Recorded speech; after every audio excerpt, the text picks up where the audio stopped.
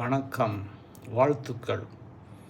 ரோமர் 8:9 வாசிக்கிறேன். தேவனுடைய ஆவி உங்களில் வாசமாயிருந்தால் நீங்கள் மாம்சத்துக்கு உட்பட்டவர்களாய் இராமல் ஆவிக்கு உட்பட்டவர்களாய் இருப்பீர்கள். கிறிஸ்துவின் ஆவி இல்லாதவன் அவருடையவன் அல்ல. இதிலே ஒரு ஸ்டேட்மெண்ட் ஆஃப் ட்ரூத், அதாவது சத்திய வாக்கு என்று ஒன்று இருக்கிறது. அது மிகவும் முக்கியமானது. கிறிஸ்துவின் ஆவி இல்லாதவன் அவருடையவன் அல்ல.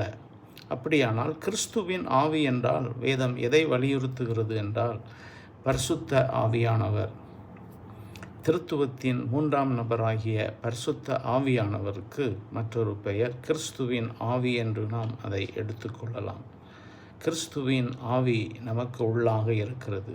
மெய்யாகவே ரட்சிக்கப்பட்ட ஒவ்வொரு தேவ பிள்ளைக்குள்ளும், அதாவது ஒவ்வொரு கிறிஸ்தவனுக்குள்ளும், ஒவ்வொரு மெய் விசுவாசிக்குள்ளும் கிறிஸ்துவின் ஆவி வாசம் செய்கிறார்.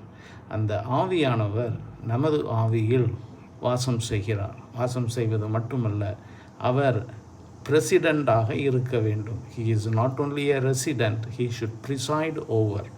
ஆண்டவருடைய ஆவி நமக்குள்ளாக இருந்து நம்மை வழிநடத்தினால் நம்மளுடைய வாழ்க்கை எப்படியாக இருக்கும்? நாம் ஆவிக்குரியவர்களாய் மாறுவோம். அதுதான் இது. மாம்சத்துக்கு உட்பட்டவர்களாய் இருக்க மாட்டோம்.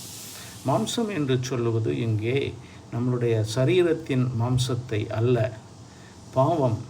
பவுல் பாவத்தை மாம்சத்திற்கு ஏதுவான பிரமாணங்கள் உண்டு. அந்த மாம்சம் என்று சொல்வது பாவ பிரமாணத்தை குறிக்கிறது. அதற்குரியவர்கள் அல்ல. அதிலிருந்து நாம் மீட்கப்பட்டு விட்டோம். இதோ தேவ ஆட்டுக்குட்டி, பாவத்தை சுமந்து தீர்க்கும் ஆட்டுக்குட்டி என்று சொன்னார்.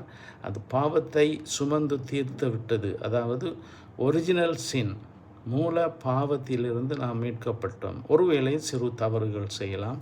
அதற்காக தான் ஆண்டவராகிய இயேசு கிறிஸ்து பிதாவின் வலது பார்சத்தில் நமக்காக அங்கே கிருபாதார பலியாக இருக்கிறார். ப்ரொபிட்டியேட்ரி offering. He is continuously keep forgiving us time and again. மீண்டும் மீண்டுமாக. ஏனென்றால் பரிசுத்த ஆவியானவர் நமக்குள் அதை உணர்த்தி வைக்கிறார். உடனடியாக கிறிஸ்துவின் சன்னிதானத்திலே கிருபாசன தண்டைக்கு சென்று மன்னிப்பை பெற்றுக்கொள்கிறோம். அதனால் தான் நமக்கு 2 எலிமெண்ட், ஒன்று அப்பம், இன்னொன்று புதிய உடன்படிக்கையாகி அவருடைய இரத்தம் நமக்காக இருக்கிறது தேவனுடைய வலது பார்சத்திலே. நம்முடைய பாவங்கள் மன்னிக்கப்பட்டிருக்கிறது.